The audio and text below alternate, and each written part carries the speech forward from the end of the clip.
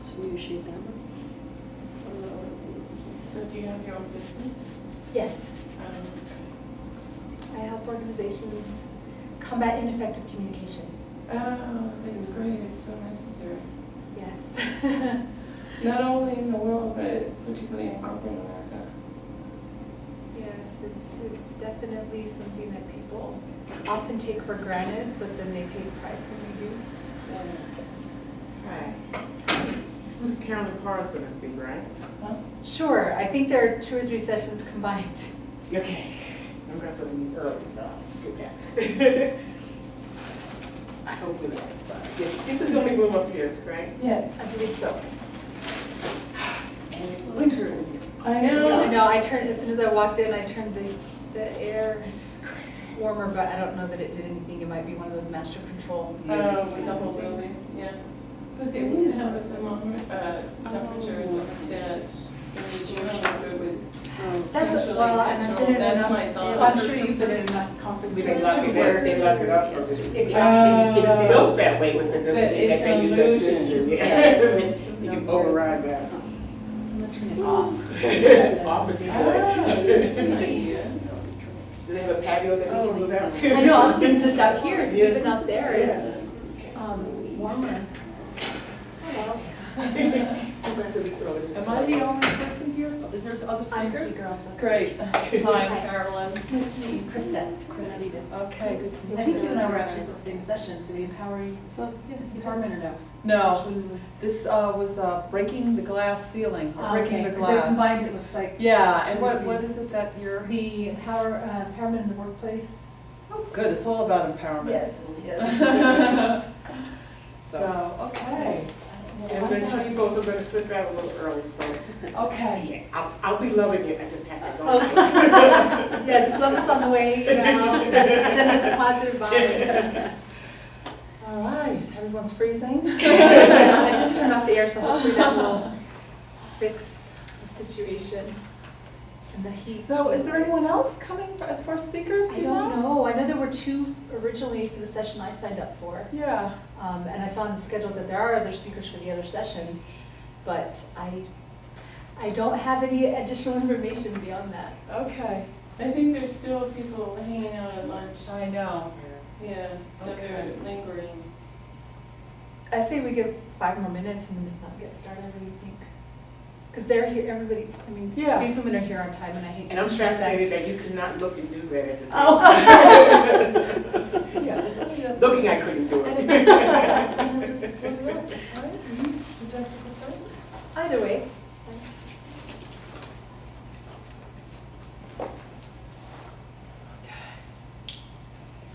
I think that worked. I don't hear the fan anymore, Jen. Oh, yeah. Good. No, no, spells reboot, right? Power off.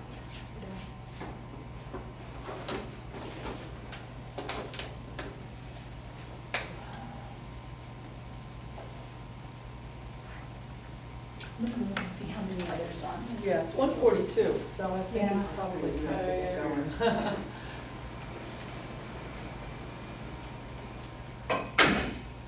Maybe we can just introduce ourselves while, Sure. yeah. My name is Karen Jones Meadows. Is that enough? And An amazing actress, writer, intuitive, which I've had experienced intuitive reading with her, which blew my socks off, and an amazing person, coach, mom. I'm a grandma. Ooh. Grandma. You can fill in the blank from there. Okay. What's exciting you today? What's exciting you in your work? What's exciting me? Well, I'm launching a cruise, and that's exciting me. And I've also been working with Carolyn. Carolyn has a group, Women's Game Changers. She and her partner, Debbie Records. And so they approach business with women specifically from the spiritual and the tangible material, both sides to take together, so whichever side of your brain needs more pumping up, you can get it on an ongoing basis.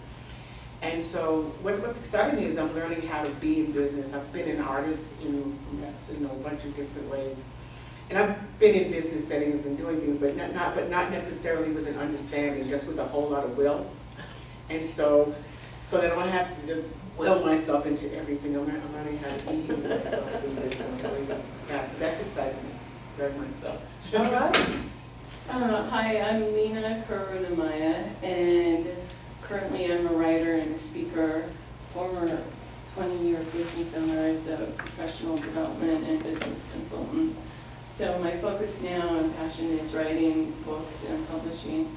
Currently working on a book on international human rights from a feminist perspective. Love it.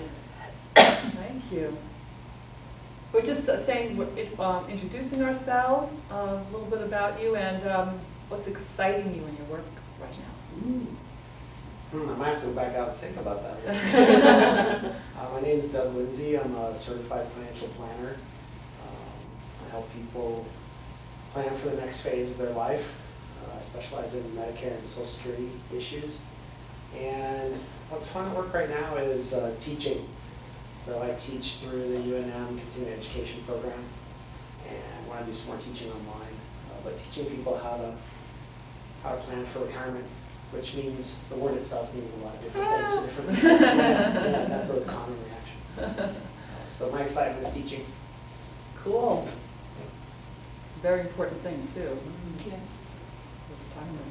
I'm Delaney Montoya, and I'm currently a college student, and I'm majoring in music education. Nice. Where do you go to school? Utah State. So glad you're here. Marcy Montoya, registered nurse, did bedside nursing for about 21 years, and then for the last 5 years I've done clinical informatics, so IT. So, and what's exciting right now is we will be changing systems from a system we've used since 1992. So we are just doing the kickoff in June, and we'll spend a very long year transitioning everything into a new electronic health record. So Oh, that feels like a big breath, right? It does, But it that does. means there's a learning curve thing, There is a right? learning curve, and it's exciting. It's exciting. So it'll be a fast-paced year with trips to Kansas City in the middle of winter, which I'm not sure that I'm understanding, but okay. We will be buying heavy coats. Right. So, Thank you. you're welcome. And I'm Krista Benavides. I am the speaker for the session on empowering workplace well-being. My background is in interpersonal communication.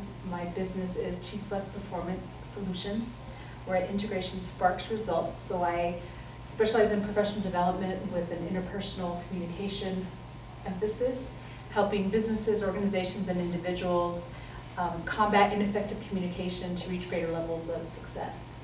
And what I'm excited about is that I have 2 new classes, 2 new offerings that I'm launching in June.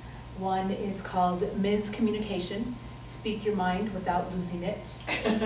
Overcoming the top 6 communication challenges professional women face. And so that's scheduled for June 15th here in Albuquerque. I have 2 time frames for that, one at 12 and one at 6. It's a 90-minute class. And if people register by the 8th, they get a free 30-minute phone coaching session with me. And for $47, you get the class and the coaching session. And then the other class the other offering that I'm launching in June is called Leaderacy, and that is influencing tomorrow's leaders from yesterday's underachievers.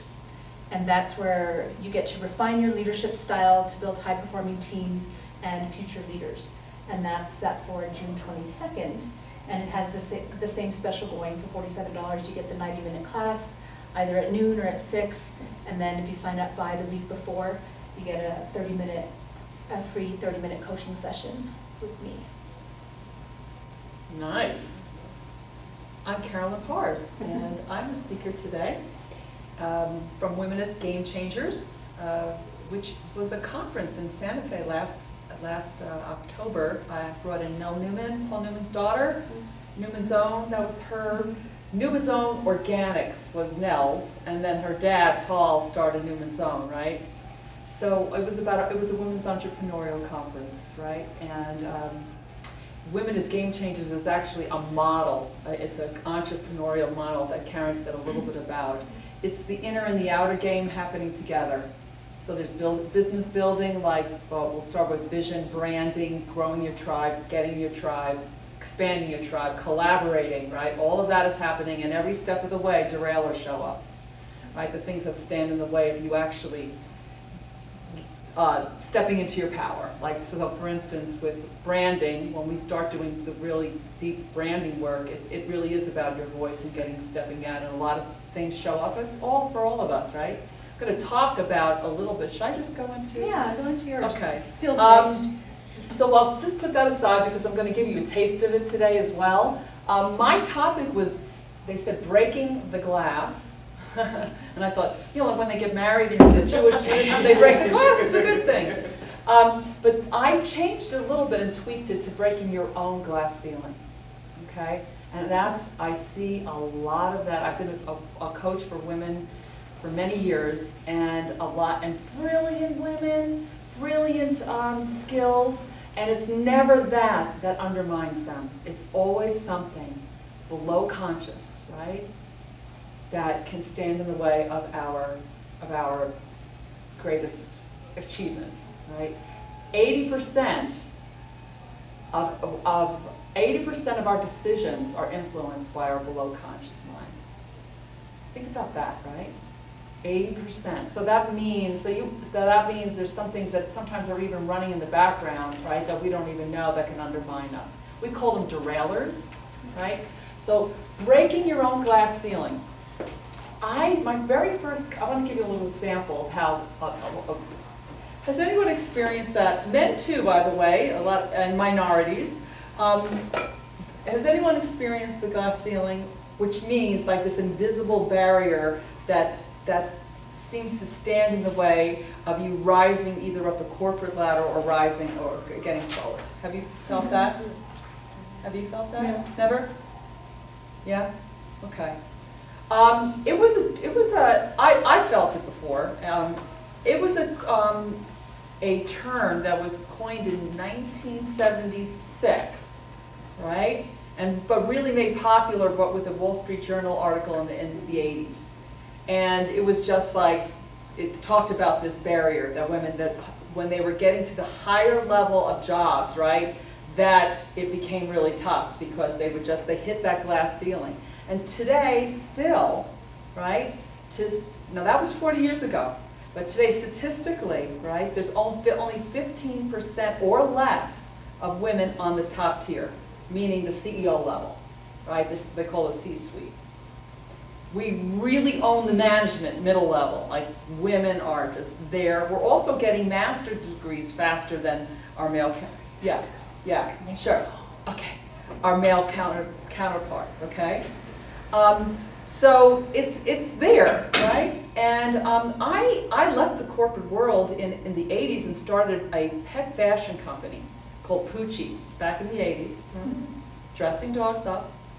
There wasn't any pet fashion back then. There was like collars, leashes, milk bones, right? If you really loved your dog, you got a milk bone. And we came, and my then husband and I started, we both worked on Madison Avenue. And we was like, yeah, we make all this money for them. Why don't we do something for ourselves, right? We come up with great ideas, and he came up with the name Poochie, which rhymed with Gucci, and this really worked for us. So we made our first collar and leash out of fashion, fabrics, and I believe it or not, I was designing most of the fashions, and I would just be basically copying what was happening in the kids market. Because, just the cute factor, right? It worked every time with the dogs.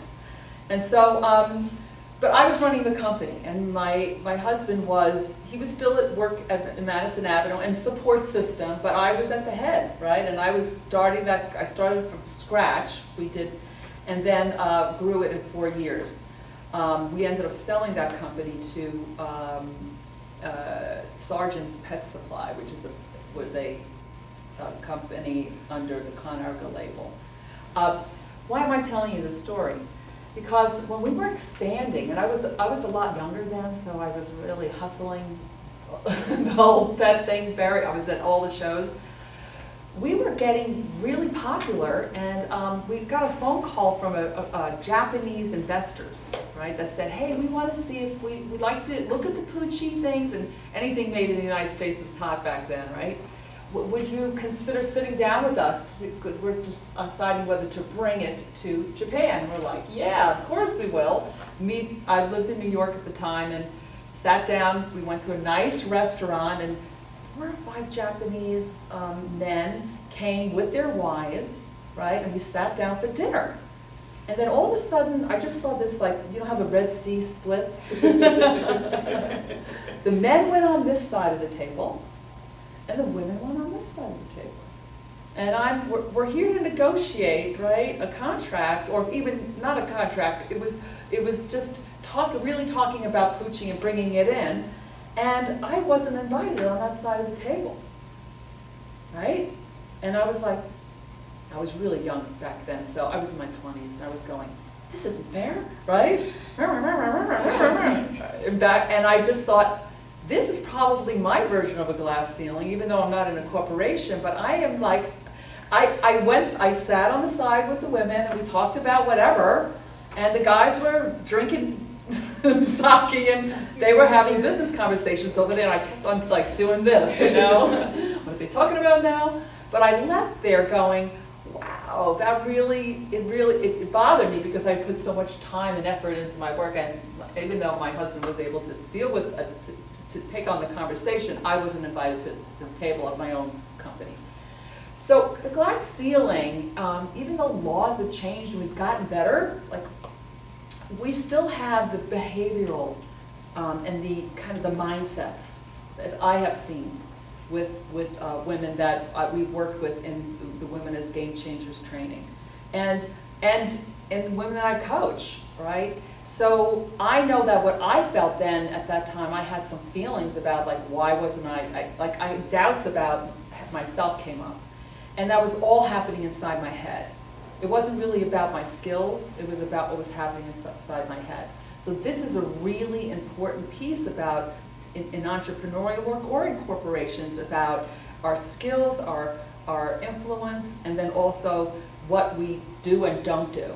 Like, for instance, one of the things I heard inside corporations, that women just do not negotiate their salaries like men do, right? So women will come in, and this is, it was like a really high number, like 75 to 80% did not negotiate. So they'll say, we're giving you a raise or a salary, and they just accepted what it was, right? With guys, it's like, that's where the conversation begins, right?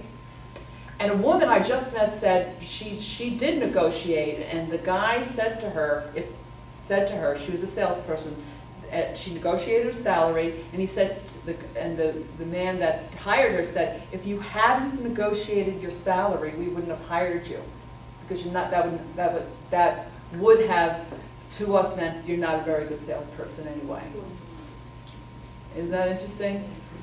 So, so breaking your own glass ceiling isn't really about taking a look at some of the voices that we have in our head, right? That even as a business owner, that prevents you from just getting to the next level. And I've noticed that with myself. I would say, you know, I have all these skills. I mean, my main work is I have a marketing company called Mind Over Markets, and I work with, you know, brands, national. I mean, one of my clients is P&M here, and smaller clients as well. So I found that I was doing the same kind of things that were standing in the way. So I said a little earlier that 80% of our decisions is influenced by our below conscious mind, right? Which is the scripts, the beliefs, the voices that we've had. Often they come from our childhood, or culturally they come from, or gender-wise, but they're there, even though sometimes that the glass ceiling, as women have been breaking through, we're still being held by also our own beliefs. And that's the glass ceiling we're talking about today. So I want to know if you, and I'm so glad we have a guy in here. This is really cool. No, I have to represent all of them. Yeah. No, just the nice ones. Just the nice one. Okay, good. So, I want to know if you want to, would you play with me a little bit? I want to give you a taste of what I mean by what we're talking about. It would just require you, we're just going to do a little bit of just checking in, right? And I'm just going to say a couple of simple phrases, and I'm kind of just like listening to yourself, what shows up when that happens. So, you game? Yes. Okay. So what I want you to do is put your feet on the floor. Just get comfortable in your seat, but if you could just keep your spine, nice and tall, in a comfortable way, because comfort is the most important. And just take a deep breath in.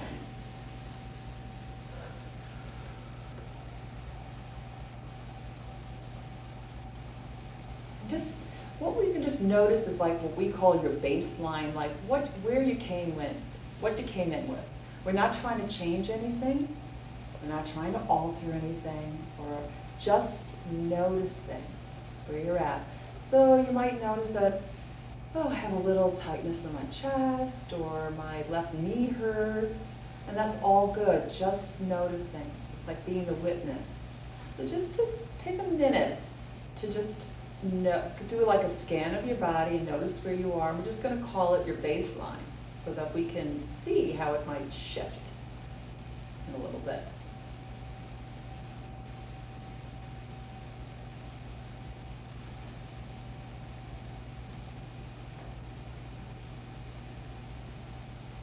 Good.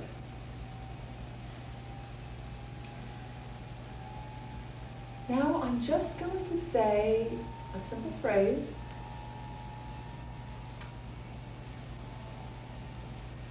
I just want you to notice what arises when I say it.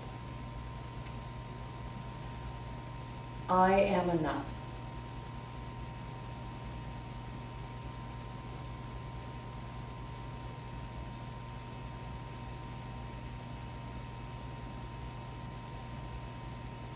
I am enough.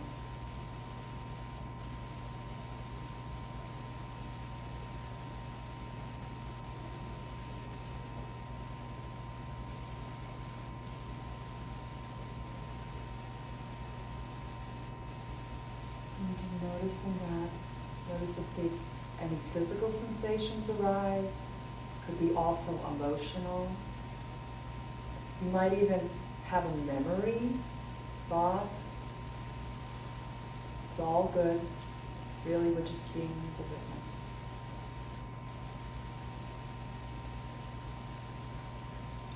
And the next phrase is, I don't have to prove myself.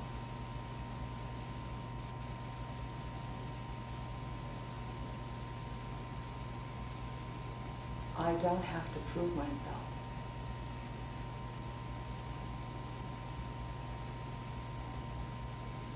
Noticing your breath.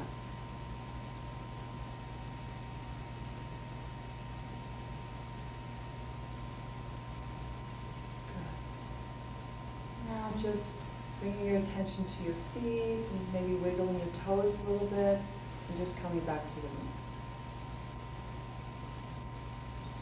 Opening your eyes when you're ready.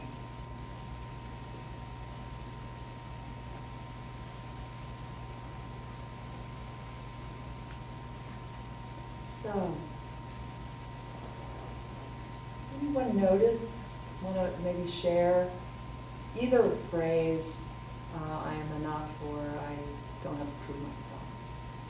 Anyone have a My physical little response? voice said, when you said I am enough, what came to me was, I am more than enough.